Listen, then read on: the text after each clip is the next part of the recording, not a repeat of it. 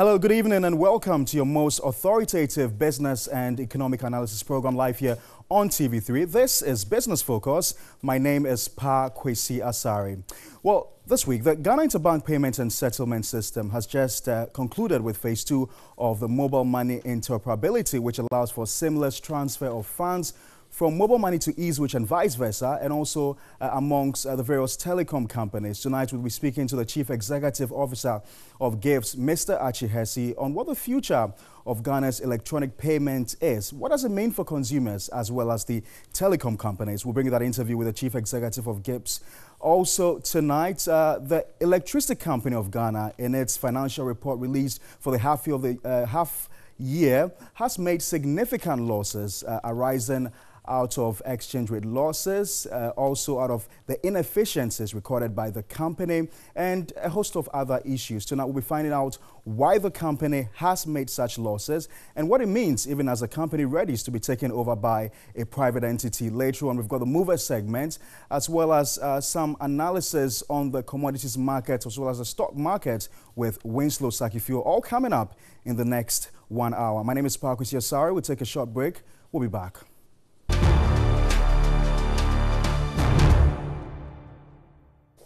Hello and welcome back to Business Focus, your weekly business and economic analysis program live here on TV3. Now, despite budgeting to record a loss of 136.45 million cedis in the first 6 months of this year, the Electricity Company of Ghana suffered a net loss of 1.15 billion cedis as of June 2018. Well, this was largely due to foreign exchange losses resulting from the cedi depreciation, lower tariffs, as well as increased inefficiencies in the company. Well, the half-year loss was more than double the loss the company posted in the whole of 2017. Well, last year, the ECG recorded a loss of 521.95 cedis, 95 million, I beg your pardon, cedis, the highest since 2014, according to its statement of comprehensive income for the period ending June 30, 2018. What does this mean for the company? As you may be aware, there are plans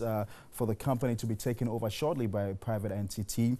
What is accounting for all these losses and inefficiencies being experienced by the company? I've been joined in the studio by Migdad Mohammed. He's with the Institute of Energy Security. Later, we'll also be joined on the phone lines by Mr. Benjamin Boache of ACEP, that's the Africa Center for Energy Policy. Let me start off with Migdad. Migdad, I'm sure this is no news to you. Were you surprised when you first heard about this significant loss experienced by the company? Well, as far back as August, we had a wind of the developing situation in ECG. And we called for a prompt action regarding the tariff adjustments which has happened. And the tariff adjustment also comes along with deep forex cuts for ECG. And the result is what you are seeing in about 1.15 billion Ghana cedis loss in just a matter of 6 months. And we are stuck between the reality of having to make sure people are comfortable in terms of tariff charges and also making sure that the tariff people are paying are realistically enough to keep ECG balanced in business, given how much they buy power from the IPPs and how much they are selling for us. I'm aware that the PURC is considering some tariff readjustments in line with the proposal ECG has made to them, that the current tariff structure is unsustainable. There will be huge accumulation of debts, and even ECG themselves, by their own presentation to the Energy Committee of Parliament, which we were privileged to have the opportunity to see, shows that they project that if nothing is done about the situation, they are likely to incur about 2 billion in debt by the end of the year, which is quite dangerous, given that we are just we are paying for old debts, legacy debts that were accumulated in the past by partly being forex, and of course also not paying realistic tariffs fully because but of quite apart from the lower tariffs and the exchange rate losses, we know over the years the company has suffered from transmission and distribution losses. Yes, this is the power sector is one that you can't do without transmission losses. But the most important thing is minimizing the losses. We have acceptable levels of losses.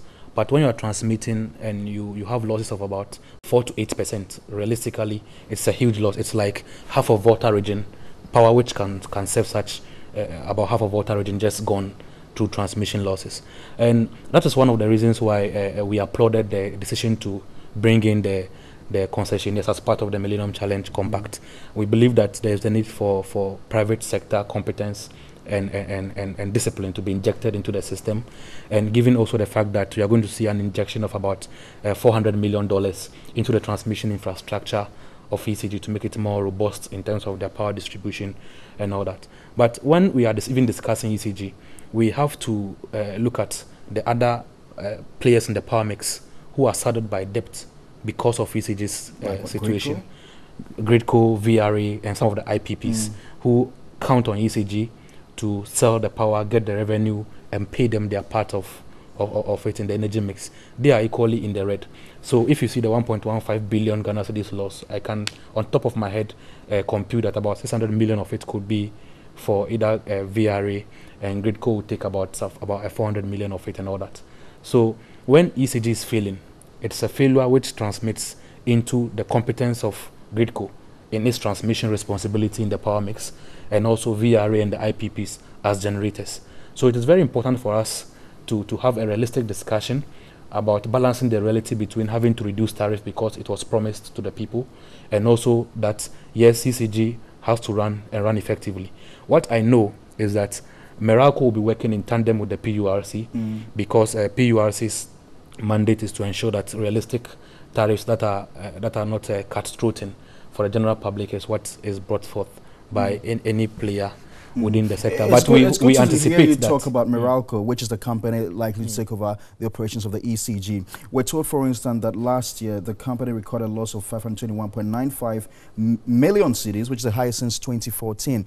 Now, what would be the interest of a company like Meralco to pump such huge amounts of money into a company that is accounting for such huge losses? Well, Meralco's deal with the government of Ghana is to manage the transmission, the distribution part of power, the power sector. Right. And they are also expected to build a robust system. As part of the Millennium Challenge Compact, they are required to inject some financial and operational turnaround plans in terms of demand and supply for power, not just for ECG, but even for NEDCO as well, for the northern sector.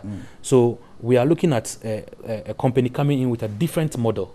That is what we expect based on what we have seen in the compact. Should these losses be worrying for Meralco? It is obviously worrying if you are buying in dollars and selling in cedis. For example, from January to June, ECG was buying power at 59 cents per kilowatt per hour and selling at about 42 cents per kilowatt per hour, which is, if you put aside the fact that there's a transmission loss there, I don't see any cash flow algorithm that you impute such a demand and supply buy-sell figure in. Mind you, they also lost from the distribution line. A profit, yes. So we had three losses. First, the forex losses are there. You are buying in cedis, you are selling.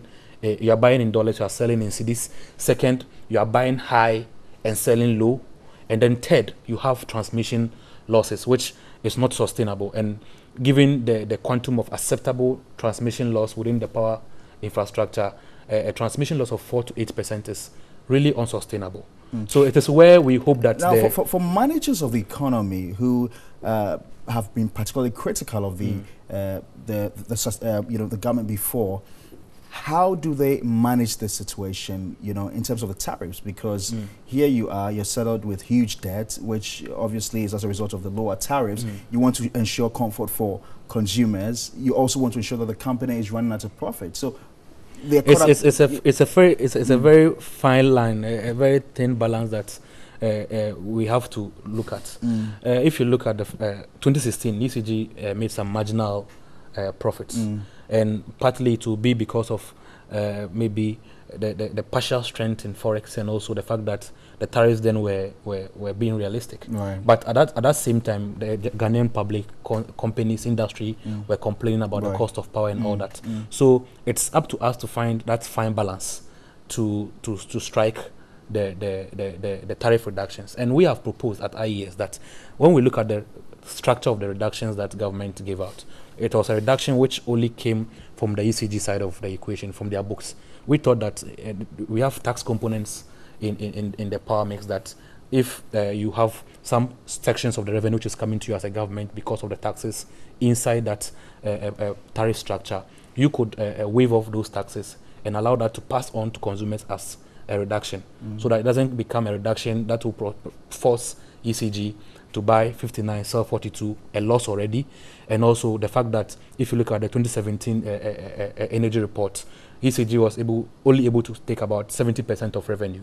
So if ECG had gone for a power worth $500 million, you can be sure that about $150 million of that is just lost, either through illegal connection, through inefficiencies in the transmission and distribution system, and so on and so forth.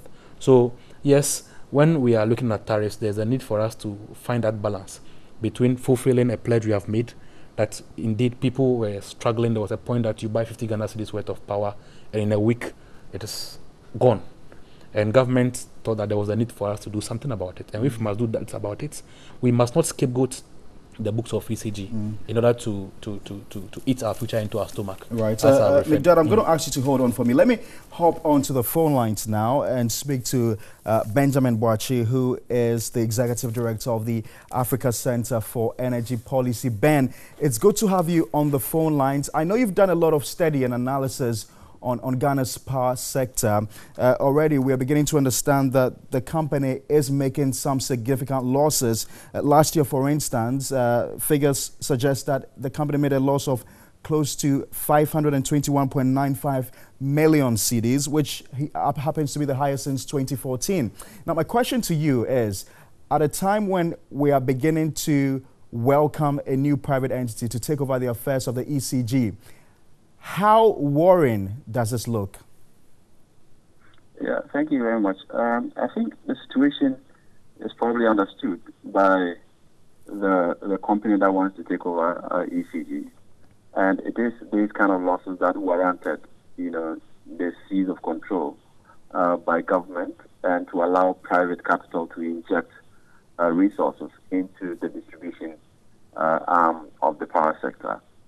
We know much of the challenge has to do with commercial losses, which means people steal power. ECG is not able to collect, its bill from those who have consumed electricity and supposed to pay for it. And also, on the technical side, we know they have equipment that are obsolete that need to be replaced. And all of that needs money, capital injection. And that is why we're hoping that, the takeover would ensure that that capital will be injected into the operations of ECG, and also a more aggressive approach to ensure that those who are actually consuming power would pay for it. Because if you have a loss, if ECG buys power, say $1 million worth of power, and it cannot account for 23% or 24% of that power, what that means is that well over $240 million cannot be accounted for, and that is not acceptable. So for you to be able to have a functioning power sector, we need to have the off-taker much more efficient and able to sell power and recover the cost of at least generating the electricity. But that's not the case as of now. So they must be aware that we are not just giving them the power sector for fun, but we're giving to them because we need that capital injection. We need that strong monitoring systems that will be able to ensure that we reduce the commercial and technical losses. Ben, in terms of the modalities and the arrangements for this off-taker agreement, do you expect anything to significantly change, or you think the agreement as it currently stands in the interest of both the investor and the government and people of Ghana? No, I think we expect to see a more aggressive private sector that wants its money, that wants to collect its bills, So you have to be able to bill everybody that is consuming electricity, and you must have systems in place to collect that revenue. So I think you should understand that that is why they're here, and that is what is required, at this point to ensure that we can sell power and generate the revenues thereof. So that is what we expect to change. We expect that, when you need a meter, quickly that will be done. You hear of people whose meters have broken down, and you go back and forth to ECG premises. The meters are not replaced on time for you. Some people are even consuming free power because nobody's attending to their needs. But if you have a private sector that understands that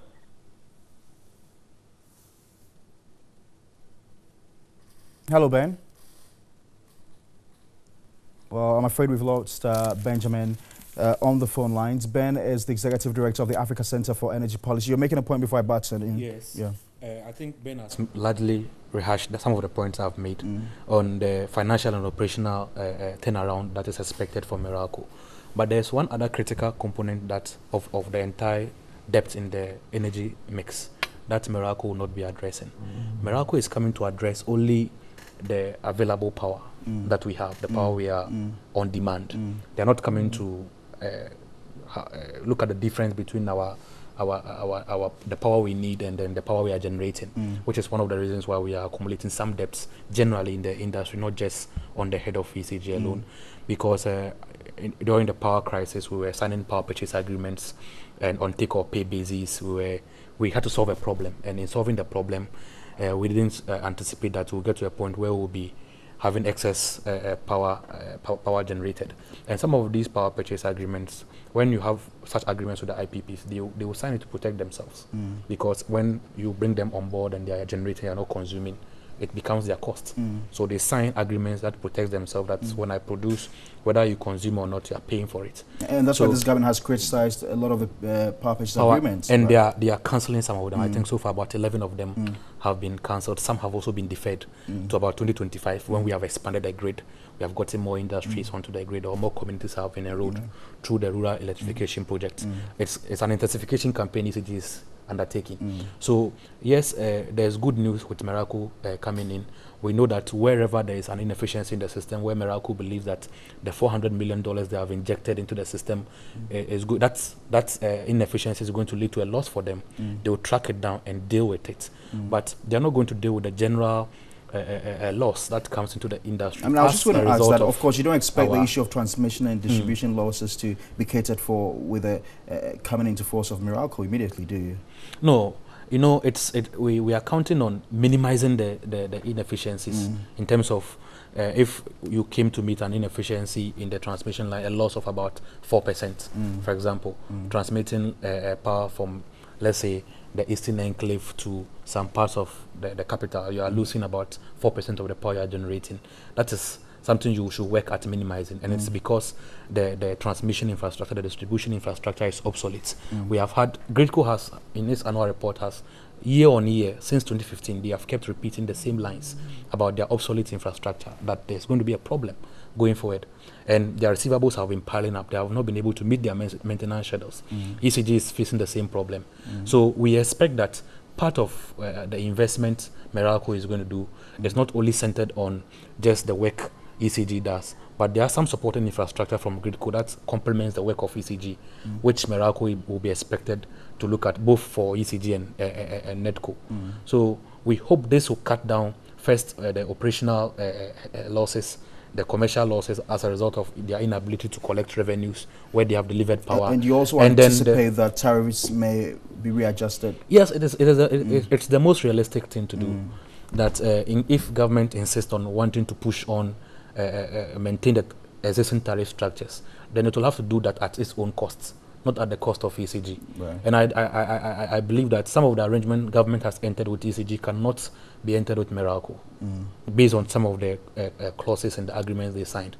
They are insulated as much as possible from government interference, beyond the signing of the agreement, and ensuring that transitioning staff from ECG to Meralco are not laid off without involuntarily and all that. So that's basically what is there in the sector. All right, Mcdad, I've got to say a big thank you to you. Mcdad Mohammed is with the Institute of Energy Security, helping me to do some analysis on Ghana's power sector. We also were joined on the phone lines by Benjamin Boakye, who's Executive Director of the Africa Center for Energy Policy. Still ahead, we've got the Mover segment. We've also got some analysis on the stock market as well as the commodities market, and that all-important interview with the Chief Executive Officer of the Ghana Interbank Payments and Settlement System. You're still watching Business Focus, your weekly business and economic analysis program, live here on TV3.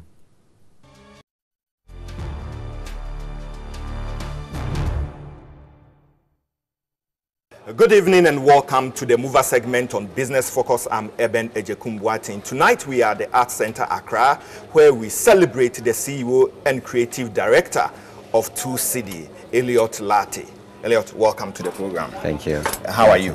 I'm very well, thank you. How are you? Good. Did you have in mind doing fashion designing, or you had other plans? I've always loved fashion, but not like it was in my mind growing up. Everyone thought I would be a lawyer or a journalist, but here we are. What happened? Life happened. Interests growing up changed, and obviously I needed to follow the path. Your business, 2 Cedi. Why the Yes. name 2 Cedi? It's a funny one. It grew up among my footballing peers. Like after school, I was setting up like what to do. The movement was growing, doing stuff here and there for people, and we needed like a name to register a business and start working and getting money. As of then, I was mostly playing football with my friends. So there was a time we needed to contribute 2 cedis and buy football. But some of us, we are rebels. We don't easily do this kind of thing. So we were like, okay, we are good players. We are not going to pay. Okay. Then close to when it was time to play the football, apparently me and some of my friends hadn't paid. So it just grew on, like, if we see each other, have you paid a 2 cedi? Have you paid a 2 cedi? Then it got on. I realized, oh, okay, this name is sticking. And as I then, I needed something to do, to put up the name already. We're like, let's go. So let's see, is it a partnership, sole proprietorship? What form of business is that? I set up this thing on my own, so it's basically, but I believe in teamwork, so I count my team as me. Everyone whose hands involved helping this thing going up is all of us together. What are your products? We make shoes, like you can see. I'm just like lacing shoes. We make shoes, we make bags, t-shirts, caps, just trying to create more. Recently, we are experimenting with denim. So we have denim backpacks as well, denim tote bags. So it goes on. We don't have like specific stuff we know we are making. But once we see the need for anything, we try and indulge into it and try and make new stuff. Let's look at the number of employees that you have. How many people do you work with? We are 9 in total. 9 in total? Yes, including me. I'm an employee as well. So sometimes I do delivery work, so I count myself to be. You count yourself to be one of your employees. Let's look at your pricing. How do you price? Are they that affordable? They are very. I make sure I price it in a way that if I am buying, I can buy, because I'm also like particular about buying stuff. You know, growing up, we used to shop in Kantamanto and stuff. We don't shop in boutiques. So I know in my mind that okay, this way I'm pricing these. My friends can get it, they can't, then we move. Okay. Let's look at your raw material. Where do you source them from? Is it imported, local? The only import stuff we've been working with are the soles, which are original Chuck Taylor soles, because Converse has rules where you can remake the shoes. So we have original Chuck Taylor soles, which we ship in from Vietnam. Aside that, everything is from here, Ghana. Yeah. From here, Ghana. Are you watching the Mover segment on Business Focus? I'm Eben Ejekum Boateng. Yes. Do you have big orders from customers, or you just have your own store you push in? It's one of the things that helps growing a lot, because sometimes a lot of people are not shopping sometimes because right now the economy makes very hard. So we do have different clients who come to us and like, okay, can you produce 50 pieces of this for me? Can you produce 20 pieces of this for me? And we move. What are your target markets? When I get asked this, I say everyone. Everyone. Because we are trying to sort everyone out. We are trying to sort everyone. Like this thing, if even oldies see it, they like it. If young ones see it, they like it. So we have everything that is affordable for all. We are not trying to be distinctive to anyone. We are trying to go straight. Like, this is what we do. This is how to get it. This is how much you are going to get it. We don't have people would say Oboni price, people would say black price, because when we started, we're probably maybe selling to a few more foreigners, but now you can see the Ghanaians have bought into the art industry. They bought into the scene. They know, they've realized our worth, and they know they can like really buy whatever we are doing. So we are selling to them as well. I'm curious to know, how do you get people to know the products that you have? It's true friends. Like our brand ambassadors are the FOKN boys, One Love the Kobolo and Mensa, and they, you know, they have like a lot of international exposure. And our friends as well. My friends have grown up to be influencers in the industry, so they help. Like, they show to their friends, friends show to friends, friends show to other friends. And our main platform showing everything is on social media. Right. Yes. Elliot, let me find out. So how is your online presence like? It's going. It's going. Like, sometimes it's overwhelming because for a small business, how are you getting this sort of followership? How are you getting this sort of people buying from you? So we are only grateful it's going. Sometimes I don't know how it's going, but this is the power of social media. Do you sell online? We do sell. We basically sell online. Sometimes people travel to the shop in Teshi to come shop, but otherwise everything is from online. People just see us from online and call the numbers. They're like, okay, you want to buy, this is where you can buy. Every business would want to grow. So in 5 years' time, how do you see this business? In 5 years' time, I want 2City to be like home, like a home name, where if someone says 2City, you know, this is where you can go to get stuff. We want to set up like a big company where we can employ a lot of people, because now we are 8.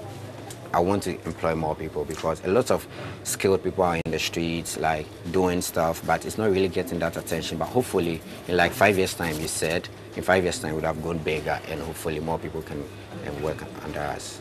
That means big money, big investment. Are you open for an investor?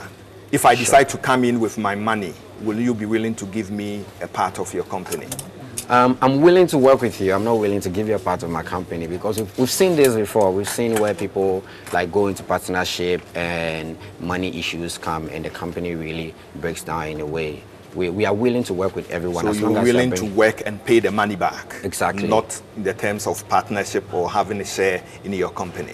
It depends on what it's going to be like, but for now, this is what we are open to do. We are open for free money as well. Elliot, there are a lot of young people out there watching us. Some of them will want to start their own business. What advice do you have for them? You just have to make sure you want to do it. Believe in what you want to do. Start it. Start wherever you are. Start whatever you have. Otherwise, if we didn't believe, we're not going to get here. There was nothing to start with. But once you believe, just believe in what you want to do. Talk to people. Seek advice. Speak to people who have been there before. Make sure you're always talking to people who have been there before. Don't just copy. Once you're copying, create more, create more, create more. Keep doing. Once you keep doing, it will open up. Thank you so much, Elliot, for your time. You wow. That has been a conversation with the CEO and the creative director of 2City, a fashion design outfit. My name is Eben Ejekum-Boateng.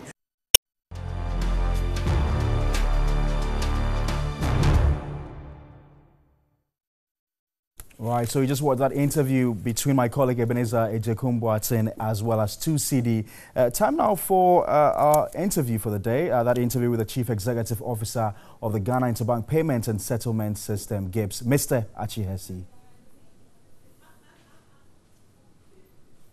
Business Focus, your weekly business and economic analysis program live here on TV3. Now, from the inception of mobile money transfer, there's been one impediment, that is the transfer of money across mobile networks. But all that has changed with the coming into force of the interoperability platform. Today, I'm going to be speaking to the man who is behind the transformation in Ghana's digital space. I'm talking about the Chief Executive Officer of the Ghana Interbank Payment and Settlement System, Mr. Archie Hersey. Hello, Mr. Hersey. Good evening, and thank you very much for joining us on the program. Thank you very much, Pakwisi, and very welcome to GIPS. Thank you very much. So tell us, how important is this towards financial inclusion?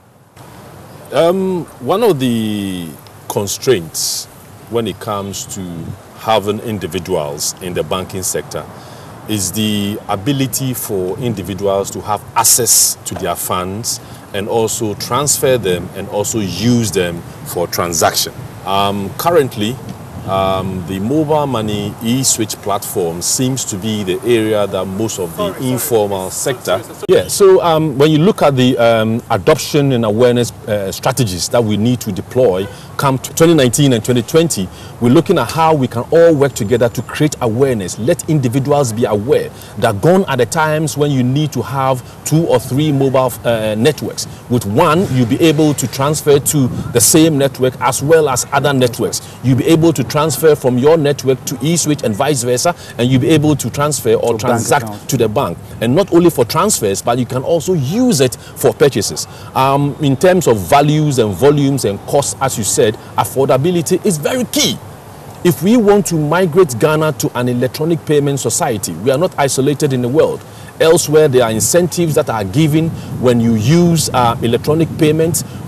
We could decide that if you pay via cash, there is a percentage that is added to it. If you pay by electronic means, you pay the same amount, etc. These are things that within ourselves we will look at. The Electronic Act as well the bill is in Parliament, and once they are passed, we are going to form an advisory council that will sit down and deliberate on some of these issues. How can we look at the governance structure that would foster electronic payments? It's okay to have the infrastructure, but adoption is going to be very key. And education, as we said, in 2007, 2008, is now becoming more important than ever for individuals everywhere in Ghana to become aware of what products and services are available when it comes to payments. So you're still watching Business Focus, your weekly business and economic analysis program, live here on TV3. My guest tonight is the Chief Executive Officer of the Ghana Interbank Payments and Settlement System, Mr. Archie Hesse. Mr. Hesse, maybe just finally before we go, what is the future of Ghana's digital space? What does it look like? Right. There are two areas. I think the first one was the area I spoke a lot about in terms of how we can all work together and come out with appropriate governance structure and pricing models, standards, etc., to ensure that whatever has been developed is consumed by the both commerce in terms of individuals and business. Then we have future development of the national switch. The three platforms are together. Some of the things that we want to embark on next year, apart from the phase 3, right, which we've been tasked to do, is to create more convenience for bank account holders. But let's imagine that you have linked your bank account number to your mobile phone number. It means that I'll be able to use your mobile number to make payments directly into your bank account. Right. These are some of the products that we are going to work with the banking community to ensure that payments can now be done using mobile numbers directly into your bank accounts. We've also realized that in the acquiring environment, when it comes to point of sale device, because of the costs associated with it, everything is gravitating towards the QR code environment. We are also going to create QR codes on the handy, that's the mobile number concept, right, that we've spoken about, to ensure that the infrastructure needed for payments and services is not as expensive, to reduce the cost of operations. And in most jurisdictions, they are looking at what is the appropriate governance structure, payback, cashback, and all these kind of processes that are needed to ensure that we have safety and security as we turn out these new and easy and convenient products appropriate for individuals. So there's a need for more collaboration than before in the governance area, as well as look at what are the products and services that individuals want. Right. We know that whatever we do, it must be easy. Right. It must be convenient. Everything is gravitating towards the mobile. So you have a mobile phone. If whatever we do can be accessed via the mobile, then it's something about you is very easy. And once you have the interoperable platform, all the various restrictions that we once had have all been removed. So we are headed in the right direction. Right. With regards to the final stage, which is a phase 3 the Vice President talked about, how soon are we going to see that being deployed? Well, the task was given to us, was it last week?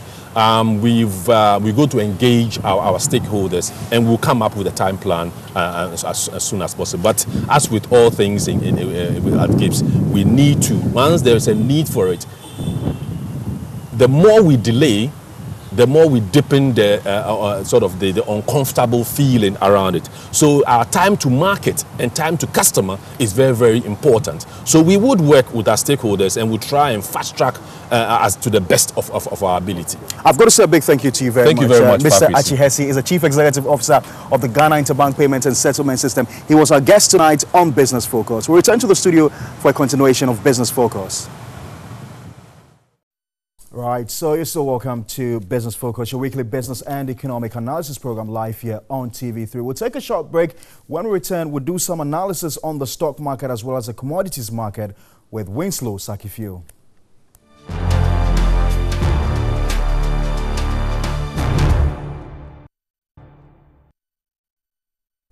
All right, you're welcome back to your most authoritative business and economic analysis program live here on TV3. This is Business Focus. My name is Parkwisia Sarah. We are wrapping up the program now, and not until we do the commodities as well as the stock market analysis. Winslow Sakifio has just joined me. Winslow, good to have you in the studio. So let's start off with the stock market. Has there been some recoveries? Yes, currently we are seeing some of the financial stocks recovering, especially for the big ones. You know, they are sort of like the one with some leverage because of their size. Right. And we're also seeing the small ones also not doing so well. So it's sort of like mixed for the financial stocks. And we also saw Total going down a bit because fuel prices have gone down. And most of the times their margins are correlated with hikes. Yes, in fuel prices. Right. Okay. And what about the commodities market?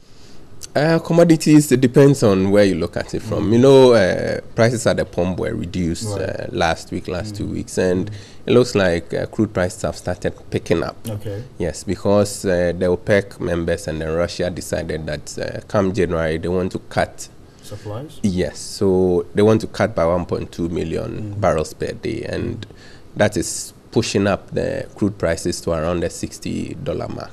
So it's not so good for us in Ghana, especially those who buy fuel, because it's likely the prices might change going forward. For gold, you know, last week the CFO of Huawei was arrested, and it looks like there's been some agitation, and that is putting some fears into investors, and they are shifting to gold currently. So we're also seeing gold prices going up. But for cocoa, the story is not so good because farmers are saying the weather is good. The Harmattan wouldn't harm their production going forward, and it looks like that's bringing the prices of cocoa down. Interesting. Let me just take you back to the stock market, and we're talking about the financials, the fact that some of them have begun picking up. What about companies like MTN? Are we seeing some recovery there? Or? Yes, unfortunately, MTN is still falling. I mean, currently we are at 0.78. You know, it went up to 0.93, 0.9. Yes. It did. And we thought it could hit the 1 cedi mark, but currently it's at 0.78. And it is in spite of the fact that they have declared some dividend, and investors are not really that interested in the dividend because the negative sentiment is sort of like gripping the whole market. And it's seen in the performance of the other stocks too, even though fundamentally they are good, but the sentiments are negative.